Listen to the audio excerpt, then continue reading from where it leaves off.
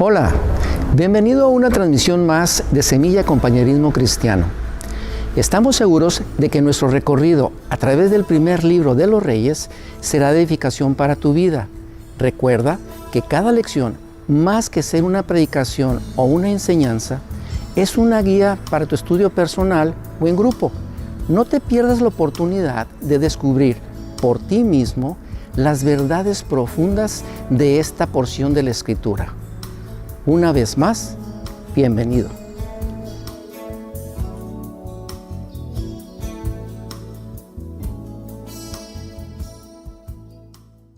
Hola familia, qué gusto verte una nueva semana.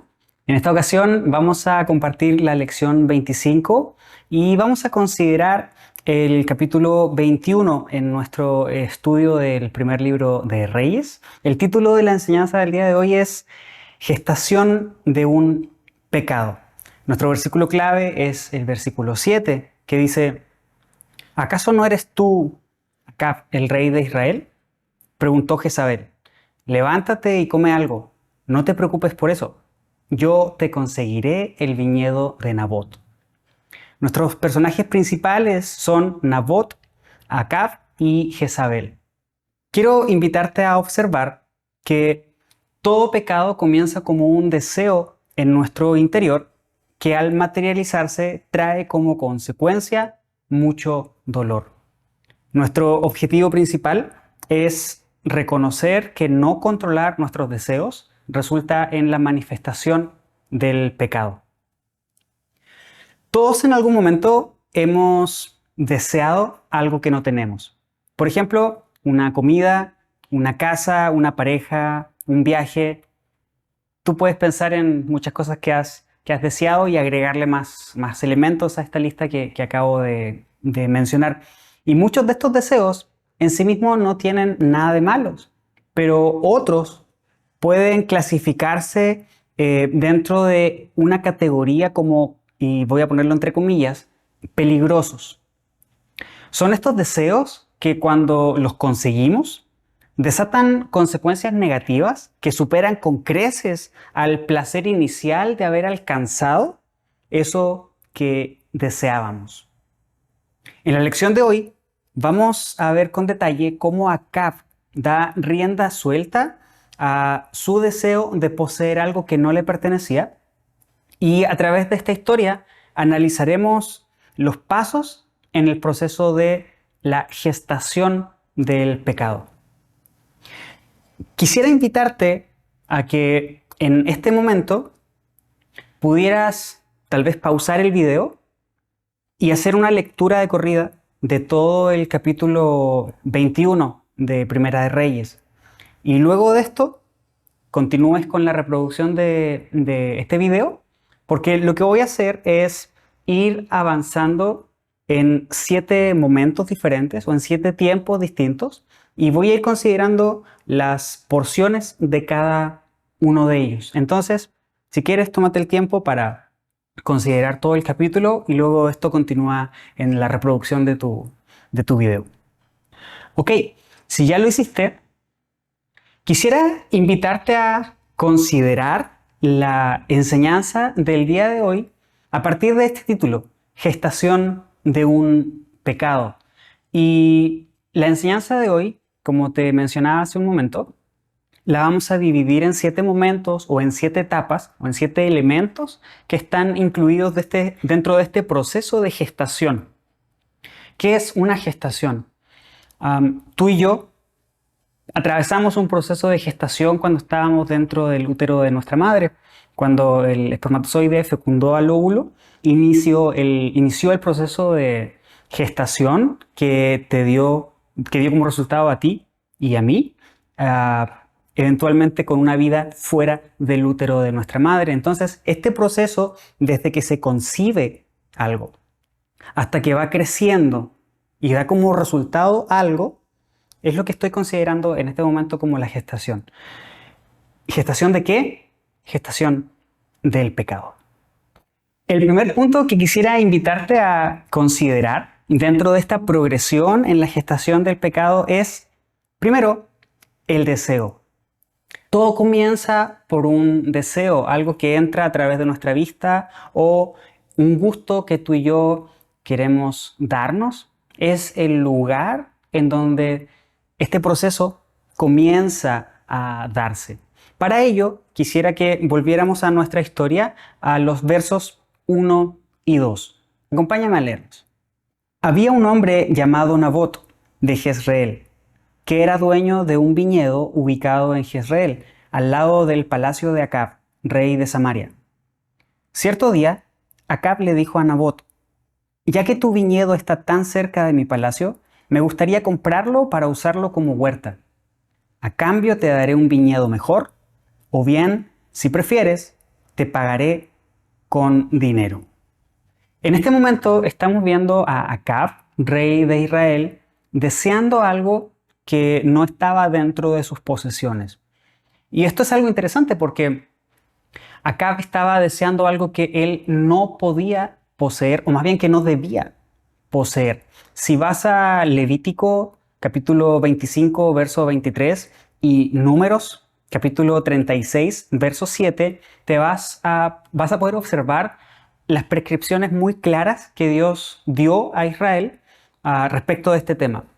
Y estas prescripciones indicaban que los israelitas no debían comerciar con la tierra, no debían venderla, porque ellos consideraban que la tierra no le pertenecía a ellos, sino que era una herencia de Dios.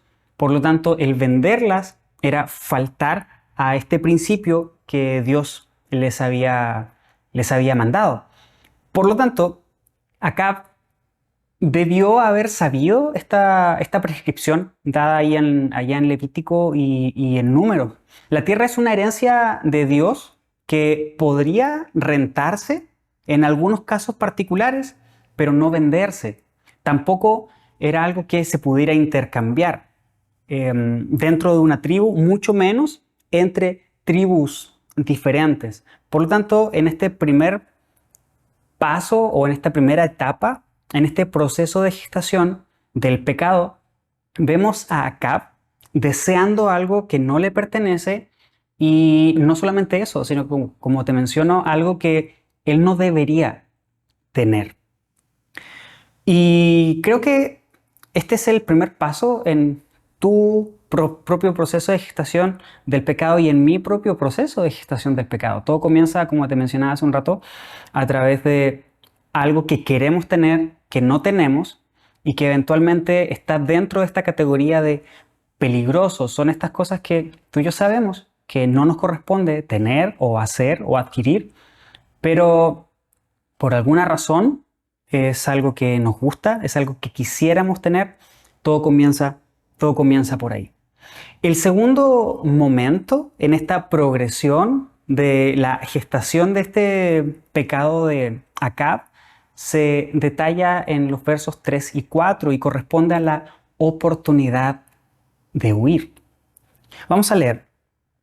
Pero Nabot respondió: el Señor me libre de entregar la herencia que me dejaron mis antepasados. Entonces Acab regresó a su casa enojado y de mal humor por la respuesta de Nabot y se acostó de cara a la pared y no quiso comer. En este camino que nos lleva hacia el pecado, que nos lleva hacia la consumación del pecado, tú y yo siempre tenemos una oportunidad. Dios siempre nos da una oportunidad de poder escapar. ¿Recuerdas a José con la esposa de Potifar? José no quedó ahí intentando hacer la lucha a ver si podía ganar. Lo que hizo José fue dar media vuelta y salir huyendo, escapar de esa situación. Cada vez que tú y yo nos enfrentamos a algo que nos puede llevar a consumar un pecado, Dios siempre nos da una oportunidad de salir. Y esta es la oportunidad que se le está dando a Acab. Observa la respuesta enfática de Nabot. La respuesta enfática de él fue: no te puedo vender mi terreno. El Señor me libre de entregar la herencia que me dejaron mis antepasados, fue la respuesta de Nabot. Ya está incluyendo a Dios. Como te decía en el primer punto, en el deseo, Acab debería saber cuál era la prescripción de Dios respecto a el trato entre las tierras. Pero aún si no lo supiera, ahora Nabot está incluyendo a Dios en esta progresión, en esta ecuación. Por lo tanto, está trayendo un elemento de peso importantísimo en este momento. Hay una oportunidad. Acá podría perfectamente haber dicho, tienes razón, no quiero que haya algo que vaya en contra de la prescripción que Dios dio. Es tu herencia, es la herencia de tu familia, no quiero hacerte pecar, ni mucho menos quiero pecar yo. Pero, ¿cuál fue la actitud de Acab? Frente a esta oportunidad de huir, Acab respondió con un berrinche. El verso 4 dice que Acab regresó a su casa enojado y de mal humor por la respuesta de Nabot. Y no solo eso, no solamente estaba enojado y de mal humor, sino que se acostó de cara a la pared y no quiso comer. ¿Te acuerdas cuando tú y yo teníamos 15 años y nuestros papás nos prohibían hacer algo que nosotros queríamos? Y a veces nuestra forma de reaccionar era encerrándonos en nuestro cuarto, cerrando la puerta, volteándonos hacia la pared, tapándonos con las cobijas y ahí quedándonos. Y como una forma de castigar a nuestros padres era: no voy a volver a salir de aquí a comer, ni tampoco les voy a hablar. Esa es la forma en la que tú y yo reaccionábamos a ese tipo de situaciones cuando estábamos en nuestra adolescencia. Esta es la reacción que está teniendo Acab en este momento. De hecho, si consideras cómo se ha venido dando la historia de Acab como rey, entonces para este momento ya debes saber que Acab era un berrinchudo, era un niño mimado que ni siquiera tenía un carácter propio, sino que más bien era alguien controlado por su esposa, por Jezabel. Por lo tanto, esta actitud simplemente deja en evidencia lo mismo. Frente a la oportunidad que Dios le está dando de poder alejarse, de poder irse de esta situación para no continuar en la gestación de este pecado, Acab toma la reacción totalmente contraria, se ensimisma, se enoja, se molesta, se encierra en su cuarto contra la pared y decide no comer. Y esto no era algo que no hubiera pasado antes. Si regresas al capítulo 20, versos 42, respecto al juicio que Dios dio por haberle perdonado la vida a Ben-Hadad, te vas a dar cuenta que la reacción fue exactamente la misma. Frente al juicio de Dios, Acab tuvo la actitud de estar de mal humor y enojarse. Entonces, frente a un simple mortal, ¿qué podríamos esperar respecto de su reacción? Lo hizo mucho peor. No solamente se enojó y se molestó, sino que también se encerró en su cuarto y decidió no comer. Considera lo siguiente: Acab era rey sobre 10 tribus en Israel. Pero este tipo de actitudes indican que él, en este momento, por lo menos se sentía un miserable por no poseer la única tierra que un hombre pobre poseía. Observa la contradicción en estas dos cosas. Por una parte, Acab siendo el rey de 10 tribus de Israel, el señor de todo eso, y por otra parte codiciando algo que no le pertenecía, que era la única posesión o heredad de Nabot, y él queriendo obtenerla. Por un lado, siendo rey, era el más alto de todos los israelitas, y por otro lado era el más miserable de ellos. En nuestro segundo momento tenemos esta oportunidad que se le ofrece a Acab y que por supuesto también se nos ofrece a ti y a mí, cuando somos tú y yo ahora quienes estamos en medio de esta progresión, o estamos transitando en esta progresión en la que se está gestando un pecado. Nuestro tercer momento en esta gestación de un pecado es algo muy natural que tú y yo hacemos, que es la autojustificación.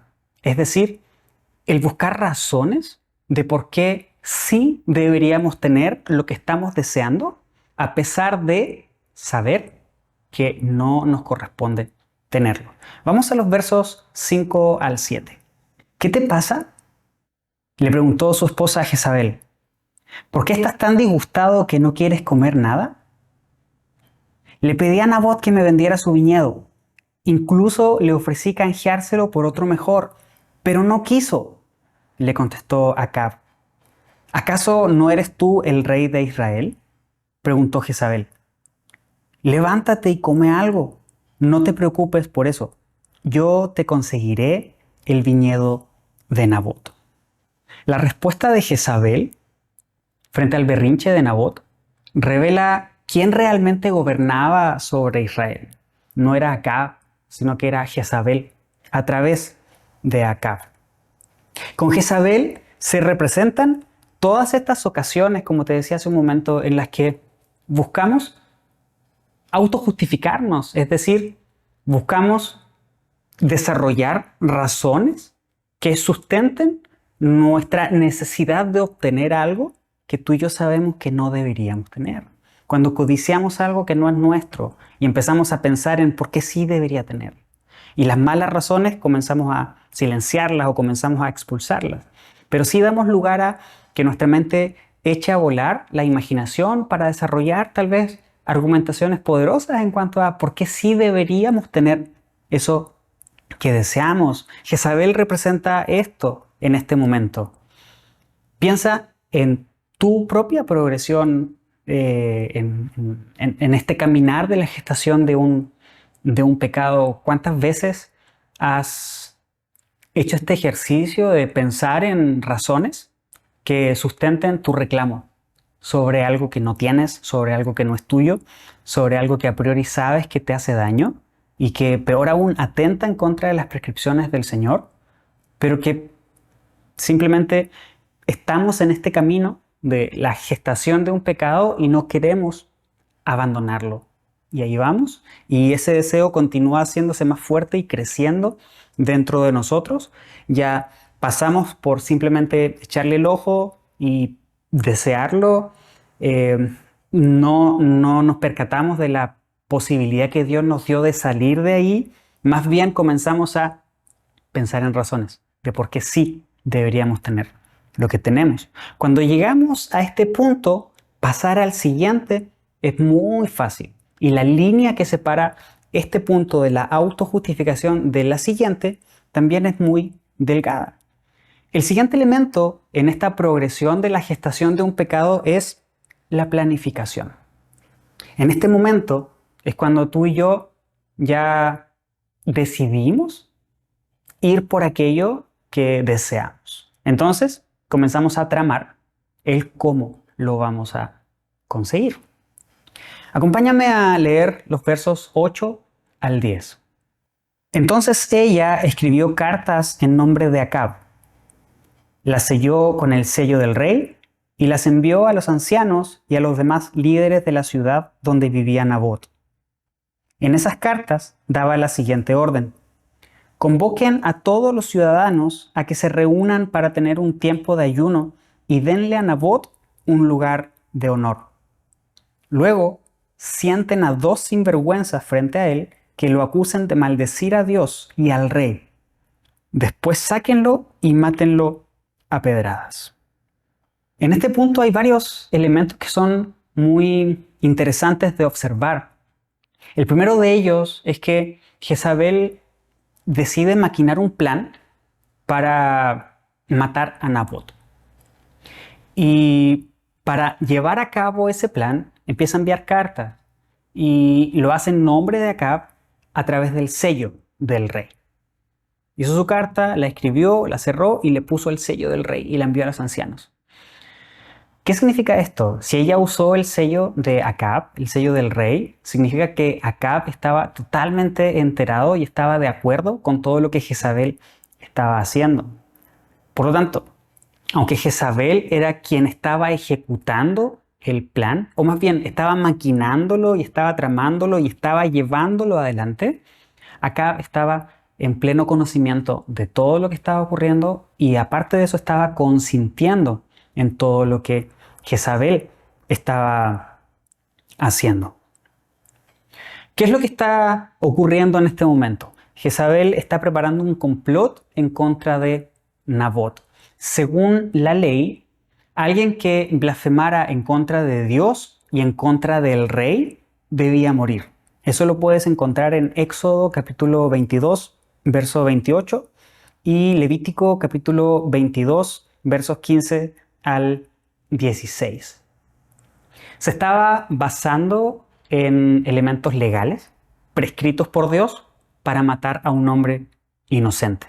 Por lo tanto, tenemos a Jezabel actuando de manera totalmente inmoral.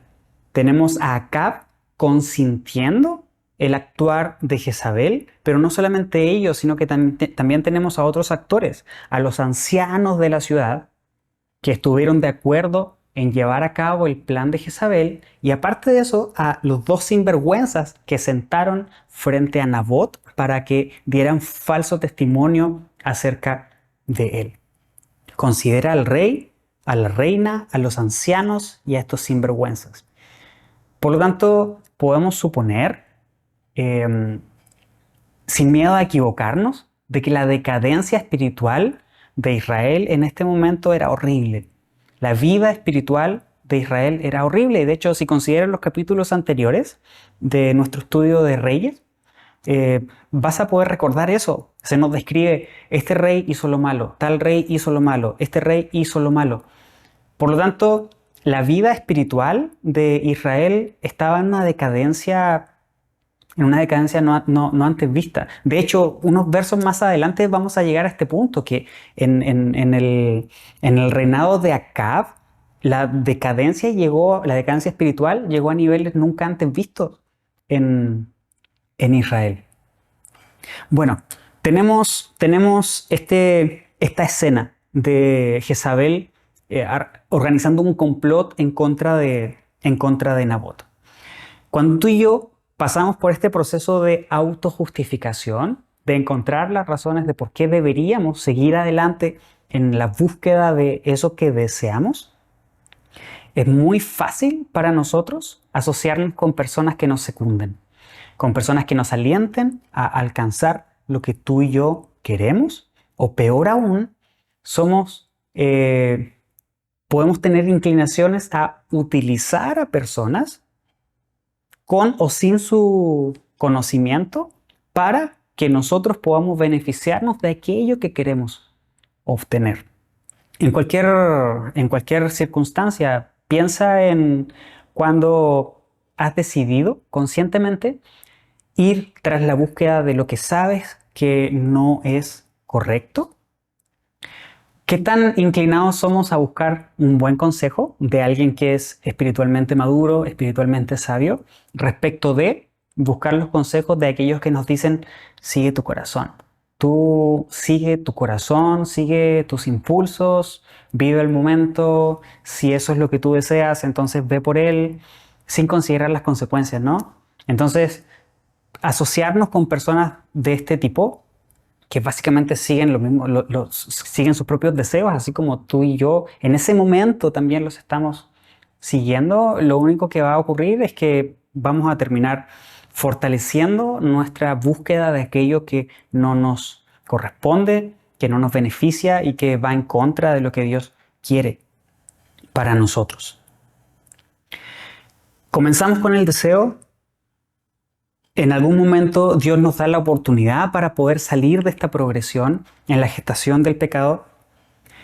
Pasamos por nuestro proceso de autojustificación, continuamos con nuestro proceso de planificación para luego ahora ejecutar lo que planificamos. En este momento llegamos a la ejecución. Versos 11 al 16. Así que los ancianos y los demás líderes de la ciudad siguieron las instrucciones que Jezabel había escrito en las cartas. Proclamaron ayuno y pusieron a Nabot en un lugar prominente ante la gente. Luego llegaron los dos sinvergüenzas y se sentaron frente a él. Entonces acusaron a Nabot ante todos los presentes, diciendo: este hombre maldijo a Dios y al rey. Entonces arrastraron a Nabot hasta sacarlo de la ciudad y lo mataron a pedradas. Después los líderes de la ciudad mandaron a decirle a Jezabel: Nabot fue apedreado hasta morir. En cuanto Jezabel oyó la noticia, le dijo a Acab: ¿recuerdas el viñedo que Nabot no quería venderte? Bueno, pues ahora es tuyo. Nabot está muerto. Entonces Acab bajó de inmediato al viñedo de Nabot para tomarlo en posesión. En este momento hemos llegado a la consumación del pecado. El proceso de gestación terminó y el pecado ya fue dado a luz. Se consumió y el plan para conseguir aquello que Acab quería ya se ejecutó. Considera los elementos que se nos describen acá. El plan de Jezabel fue convocar a un ayuno. ¿Cuándo se convocaba a un ayuno? Cuando había algo que el pueblo estaba haciendo que iba en contra de Dios. En esos momentos es cuando el pueblo entraba en ayuno para pedir perdón al Señor. Por lo tanto, esto es un elemento importante. Se está organizando un complot. El complot es sobre algo que está pasando en Israel, que es algo malo, que va en contra de Dios. Por lo tanto, se proclama un ayuno y en medio de ese ayuno, dos sinvergüenzas atestiguan en contra de un inocente. Por lo tanto, tenemos algo malo que está ocurriendo, supuestamente, en contra de Dios. Y tenemos a unas personas que están reconociendo a otro que ha blasfemado en contra de Dios y en contra del rey. Por lo tanto, tenemos los elementos básicos, necesarios y suficientes como para poder eliminar a Nabot. Tenemos a quien ha blasfemado. Por lo tanto, Nabot se transformó en el chivo expiatorio en este complot organizado por Jezabel.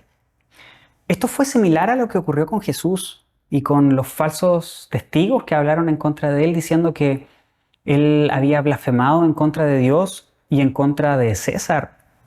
Este argumento fue utilizado por los judíos para que Jesús llegara a la cruz. Observa las similitudes que hay en estas dos historias. Dos sinvergüenzas que tienen un carácter brutal, en una decadencia espiritual, declarando en contra de alguien inocente y llevándolo a morir. Este evento, como te digo, muestra el carácter brutal de Jezabel y de Acab, pero no solamente el de ellos, sino que también de los ancianos y de los sinvergüenzas.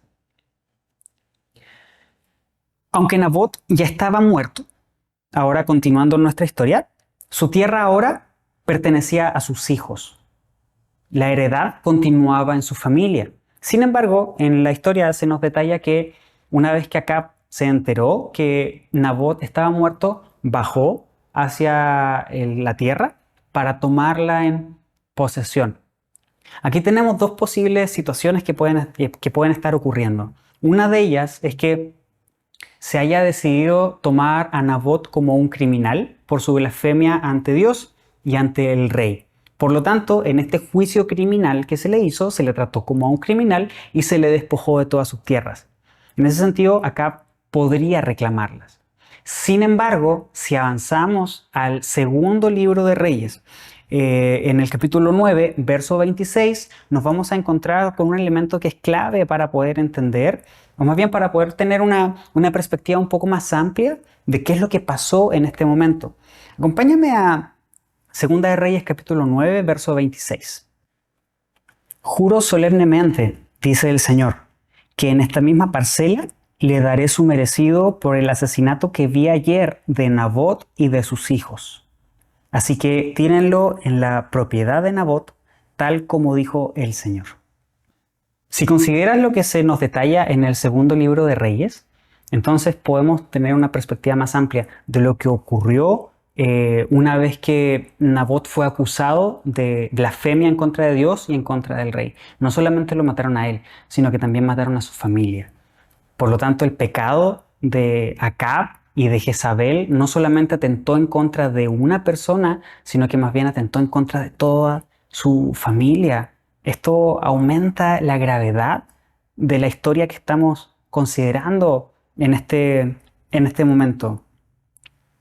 Qué interesante es que podemos valernos de alguien más para alcanzar nuestros deseos y llegar a este punto, al punto en el que el pecado ya fue dado a luz, el pecado ya ha sido consumado.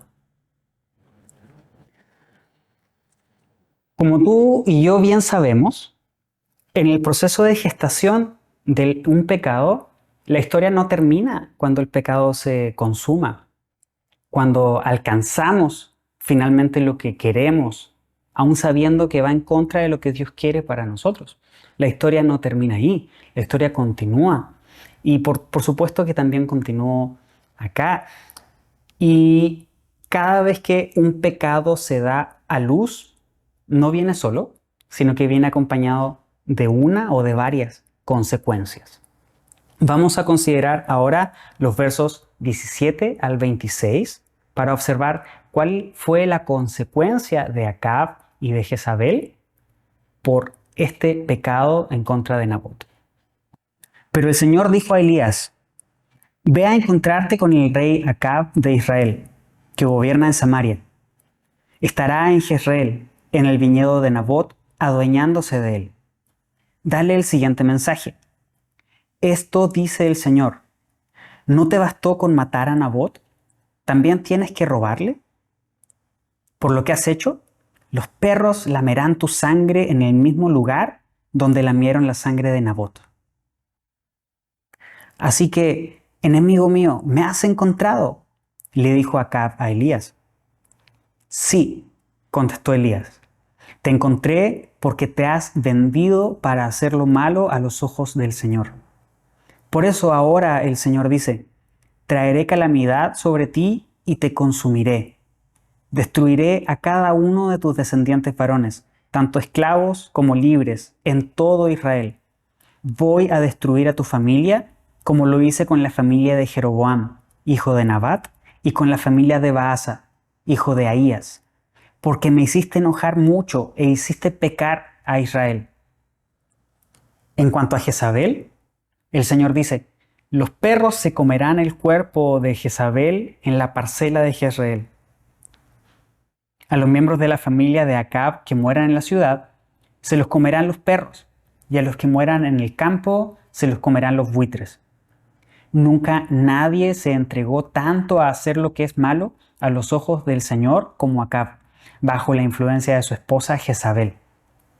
La peor infamia que cometió fue rendir culto a ídolos, tal como habían hecho los amorreos, pueblo que el Señor había expulsado de la tierra del paso de los israelitas.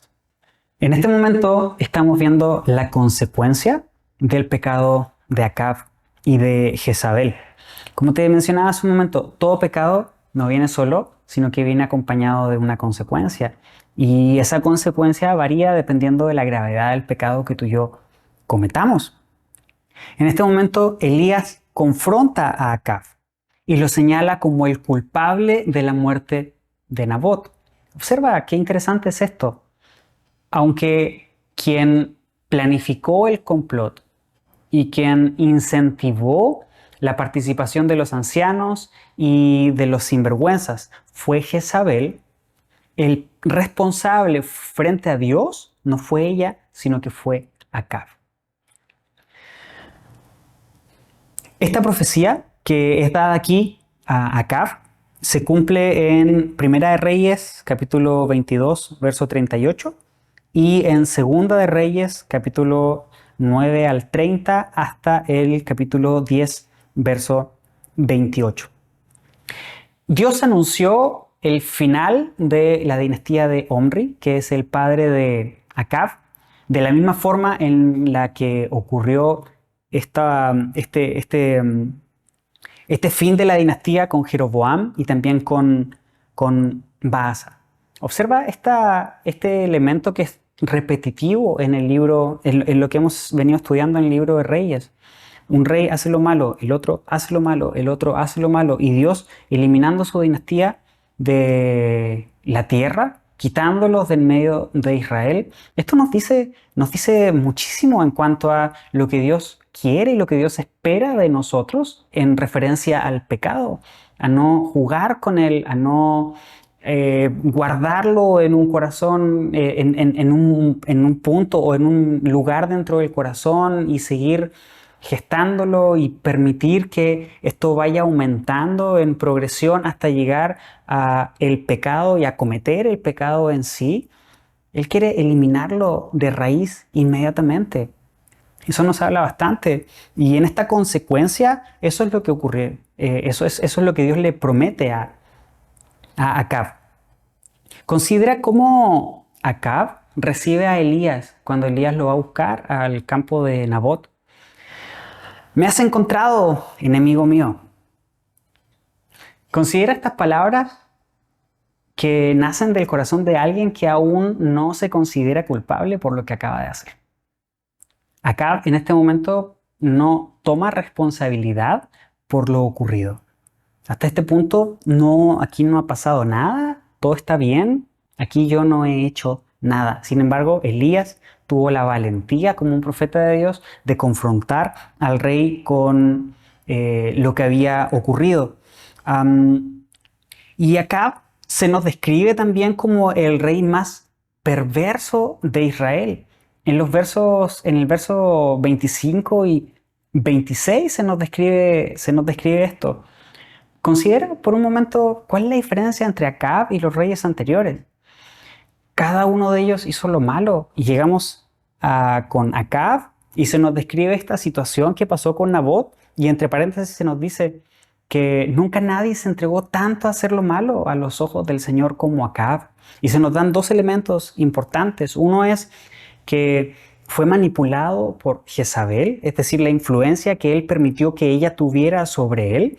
Y en segundo lugar, se nos describe que la peor infamia que cometió fue rendir culto a ídolos, tal como habían hecho los amorreos.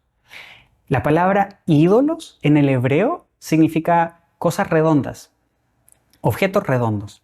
Y hace referencia o puede hacer referencia a estiércol. Pon esto en el contexto de la vida espiritual de Israel. La decadencia espiritual está llegando a lugares tan horrendos y asquerosos como el mismo estiércol. No es por nada que se nos describe respecto a Acab que nunca nadie se había dado a hacer lo malo de la forma en que Acab lo estaba haciendo. Y por lo tanto, la consecuencia a partir de los pecados que él había cometido fue también muy severa. Ser eliminado y toda su familia ser borrada de la faz de la tierra. Es decir, acabar con su dinastía. Esto debe hacernos pensar y considerar que en nuestro proceso de gestación del pecado, cuando pasamos por cada una de estas etapas y llegamos a consumarlo, jamás tú y yo deberíamos pensar que nos vamos a librar de las consecuencias. Para nada. Si tú y yo hacemos algo que va en contra de lo que Dios ha ordenado, las consecuencias tú y yo las vamos a tener que atravesar y las vamos a tener que vivir. No hay de otra. Eso es lo que se nos describe a través de toda la Biblia. No consideres que el ser perdonados por Dios nos libra de las consecuencias. Para nada. Una vez que se nos detalla cuál es la consecuencia que Dios tiene para Acab y para Jezabel y en realidad para toda su familia, lo que ocurre es la respuesta que Acab da frente a eso. Y es lo que también ocurre con nosotros. Cada vez que Dios nos confronta respecto a lo malo que estamos haciendo, tú y yo respondemos de cierta forma. Y esa respuesta puede ser arrepentirnos o endurecer aún más el corazón. Pero no podemos quedarnos sin responder. Cualquier actitud que tú y yo tomamos al ser confrontados por el Señor es una respuesta que damos frente a esa confrontación. Por supuesto, Acab tuvo también su respuesta y se nos detalla en los versos 28 y 29. Sin embargo, cuando Acab escuchó este mensaje, rasgó su ropa, se vistió de tela áspera e hizo ayuno. Hasta dormía vestido de tela áspera y andaba de luto. Entonces Elías recibió otro mensaje del Señor. ¿Viste cómo Acab se ha humillado ante mí? Por haberse humillado, ¿no haré lo que prometí mientras él viva? sino que traeré la desgracia sobre sus hijos, destruiré su dinastía. En los versos 27 al 29 se nos describe la respuesta de Acab frente al juicio de Dios. No olvides lo que leíamos hace un momento atrás, considerando lo del capítulo 20, cuando Dios le dijo a Acab el juicio por haberle perdonado la vida al rey de Aram. En este momento tenemos otro juicio contra Acab, pero la respuesta en este momento no fue enojarse y ponerse de mal humor, sino que fue arrepentirse, vestirse con ropas ásperas, rasgar sus vestiduras, incluso dormir con ropas ásperas. Y al parecer su arrepentimiento fue genuino. Y debido a esto, Dios respondió también, diciendo que mientras él viviera, no iba a hacer lo que había prometido, sino que más bien ese juicio pasaría a su descendencia. No se nos detalla qué pasó con Jezabel, y Jezabel no se menciona aquí, en este momento, como alguien que estuviera arrepintiendo. Por lo tanto, esta postura de Dios de retrasar lo que él había prometido para Acab se aplica para él, pero no para Jezabel. El rey más perverso de Israel vio esta profecía como una oportunidad de arrepentirse. Y Dios tuvo misericordia. Aunque al parecer este arrepentimiento fue genuino, también fue por un corto tiempo. Si vas a ver el capítulo siguiente, el capítulo 22, te vas a dar cuenta que Acab regresó a ser como era por naturaleza.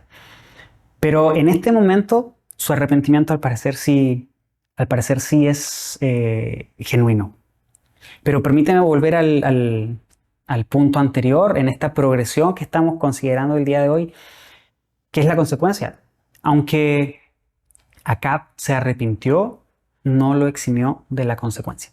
Dios no quitó la consecuencia en la vida de Acab, ni tampoco en su descendencia. Por lo tanto, cuando consideramos toda esta historia y vemos los elementos que se nos detallan acá, estos distintos momentos o etapas en este caminar hacia la gestación o hacia el dar a luz a un pecado, desde que se empieza a formar en el corazón hasta que se consuma, incluyendo lo que viene después, que es el juicio de Dios y también la respuesta de nosotros frente a ese juicio, debemos preguntarnos, bueno, ¿esta es una tendencia natural que nosotros tenemos? Por supuesto que sí, es una tendencia natural que tú y yo tenemos por estar en este cuerpo de carne y hueso y tener una naturaleza pecaminosa. Tendemos a pecar, tendemos a ir en contra de las prescripciones de Dios. Si me acompañas a Santiago capítulo 4, versos 1 al 4, vamos a poder también considerar esta perspectiva. Acompáñame a leer. ¿Qué es lo que causa las disputas y las peleas entre ustedes? ¿Acaso no surgen de los malos deseos que combaten en su interior? Desean lo que no tienen, entonces traman y hasta matan para conseguirlo. Envidian lo que otros tienen, pero no pueden obtenerlo. Por eso luchan y les hacen la guerra para quitárselo. Sin embargo, no tienen lo que desean porque no se lo piden a Dios. Aun cuando se lo piden, tampoco lo reciben porque lo piden con malas intenciones. Desean solamente lo que les dará placer. Adúlteros, ¿no se dan cuenta de que la amistad con el mundo los convierte en enemigos de Dios? Lo repito, si alguien quiere ser amigo del mundo, se hace enemigo de Dios. Considera lo que nos dice Dios a través de Santiago. ¿De dónde nacen todas estas problemáticas? De dar rienda suelta a nuestros deseos, de dar rienda suelta a nuestras propias necesidades, en búsqueda de nuestras propias satisfacciones, sin pensar en si lo que tenemos es bueno o no, o si más bien si lo que queremos alcanzar es algo bueno y agradable frente a Dios o no lo es. Y hace una referencia respecto a la amistad con el mundo. Es decir, esta característica o este elemento compartido todavía con el mundo que no nos permite progresar en nuestro crecimiento espiritual, en nuestro proceso de madurez, en el proceso de que la imagen de Jesús se haga cada vez más evidente en nosotros. No podemos estar en ambos lugares. Jeremías capítulo 17 versos 9 al 10 también nos dice algo interesante respecto de esto. El corazón humano es lo más engañoso que hay y extremadamente perverso. ¿Quién realmente sabe qué tan malo es? Pero yo, el Señor, investigo todos los corazones y examino las intenciones secretas. A todos les doy la debida recompensa según lo merecen sus acciones. Recuerda que todo parte por un deseo en el corazón. Por lo tanto, seguir nuestros deseos eventualmente nos llevará a un lugar al que tú y yo no queremos llegar, que es la gestación del pecado. Mientras estamos en este proceso y el pecado aún no se ha materializado, tú y yo podemos cambiar nuestra perspectiva, podemos cambiar nuestro camino, podemos arrepentirnos sin tener que vivir las consecuencias de haber llegado a abrazar ese pecado y a materializar. Considera la historia de hoy también como un paralelo con lo que ya vimos en su momento, que es la historia de David con Urías y con Betsabé.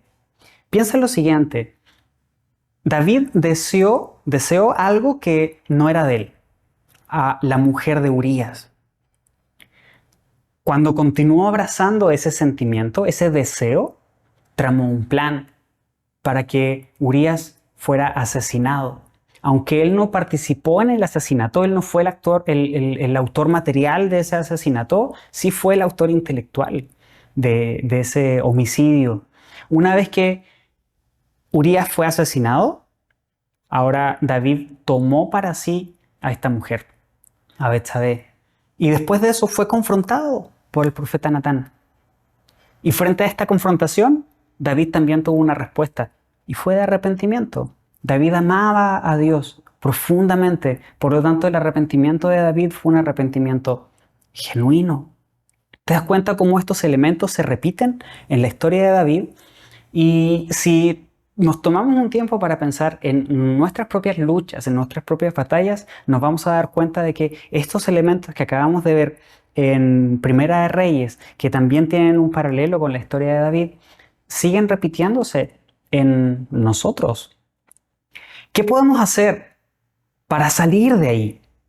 Cuando ya nos pasamos por este punto de la oportunidad de escapar y continuamos en este proceso de la gestación de un pecado, bueno, ¿qué podemos hacer para no continuar? Acompáñame al libro de Santiago, capítulo 5, verso 16. Confiésanse los pecados unos a otros y oren los unos por los otros para que sean sanados. La oración ferviente de una persona justa tiene mucho poder y da resultados maravillosos. La rendición de cuentas es un elemento importantísimo y fundamental que nos ayuda a mantenernos alineados con Dios. Es algo que no nos gusta.